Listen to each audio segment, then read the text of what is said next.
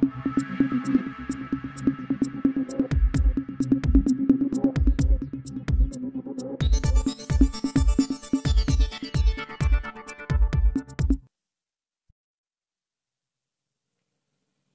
रेड्डीज कंपनीच्या उपकंपनीला फ्लोरिया आणि एक्सजेवा ह्यांच्या बायोसिमिलर AVT03 ला युरोपियन कमिशनकडून मंजुरी मिळाली आहे.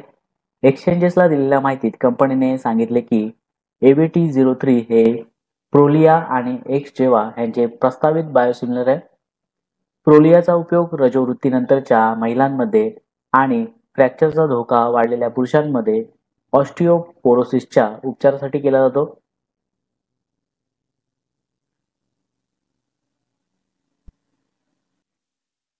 व्होल्टास कंपनीने सोमवारी शेअर बाजार बंद झाल्यानंतर माहिती दिली आहे की भारतीय जीवन विमा निगम म्हणजेच LICने कंपनीतील आपली हिस्सेदारी वाढवली आहे. एक्सचेंजेसला दिलेल्या माहितीनुसार LICने एअर कंडिशनिंग आणि कूलिंग सोल्युशन कंपनी व्होल्टासमध्ये आपला हिस्सा वाढवलाय. कंपनीच्या माहितीनुसार LICने व्होल्टासमध्ये अतिरिक्त 2.038% हिस्सा विकत घेतला, ज्यामुळे आता LICची एकूण हिस्सेदारी 7.089% झाली आहे. अपोलो हॉस्पिटल्स आशियातील आघाडीचा हेल्थकेअर सर्व्हिसेस प्रोव्हायडर अपोलो हॉस्पिटल्सने पुण्यातील स्वारगेट येथे आपले नवीन रुग्णालय सुरू केले आहे. PTIच्या माहितीनुसार ही सुविधा एकूण 400 बेड्स क्षमतेसह उभारली आहे, परंतु सुरुवातीला 250 बेडसह टप्प्याटप्प्याने सुरू करण्यात येणार आहे. कंपनीचे म्हणणे आहे की आगामी काळात या प्रदेशातील वाढत्या आरोग्याच्या गरजा लक्षात घेऊन रुग्णालयाची क्षमता आणखी वाढवली जाईल.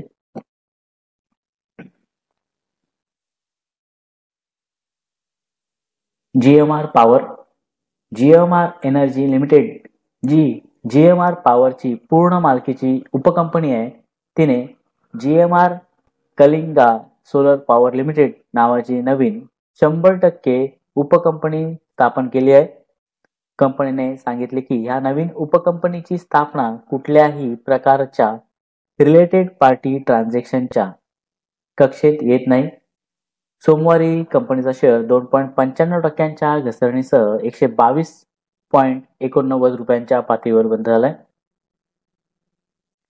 सूर्या रोशनी कंपनीने सांगितले की X3LPE कोटिंग असलेल्या स्पायरल पाईपच्या पुरवठ्यासाठी 105.18 कोटी रुपयांचा म्हणजेच GST सहित नवीन ऑर्डर कंपनीला मिळाली आहे. सोमवारी कंपनीचा शेअर 1.19% वाढीसह 260 रुपयांच्या पातळीवर बंद झालाय. पार्स डिफेन्स कंपनीने इंटर युनिव्हर्सिटी ॲक्सेलरेटर सेंटर म्हणजेच UGC शिक्षण मंत्रालय सोबत एक MOU साईन केलाय. या कराराचा उद्देश कमर्शियल ग्रेड मॅग्नेट सिस्टीम विकसित करणे हा आहे. ही भागीदारी देशातील हेल्थ टेक आणि स्पेस टेक क्षमता वाढवण्याच्या दिशेने महत्त्वपूर्ण पाऊल मानले जात आहे. हुडको कंपनीने 24 नोव्हेंबर 2025 रोजी NIUA म्हणजेच national institute of urban affairs सोबत एक नॉन बॉन्डिंग MOU साईन केलाय. या कराराअंतर्गत दोन्ही संस्था शहरी पायाभूत सुविधा, गुंतवणूक, UI विन मॉडेल, क्षमता विकास, सेमिनार, वर्कशॉप तसेच संशोधन आणि मूल्यांकन अशा क्षेत्रांमध्ये एकत्र काम करतील. याशिवाय बहुपक्षीय निधीकरण करणाऱ्या संस्थांसोबत सहकार्याच्या शक्यता देखील शोधल्या जातील. सूर्योदय स्मॉल फायनान्स बँक RBIने 1729 कॅपिटल आणि त्यांच्या सहयोगींना बँकेत 7.14% हिस्सेदारी खरेदी करण्यास मंजुरी दिली आहे. सोमवारी सूर्योदय स्मॉल फायनान्स बँकेचा शेअर 0.96% घसरणीसह 139.70 रुपयांच्या पातळीवर बंद झालाय.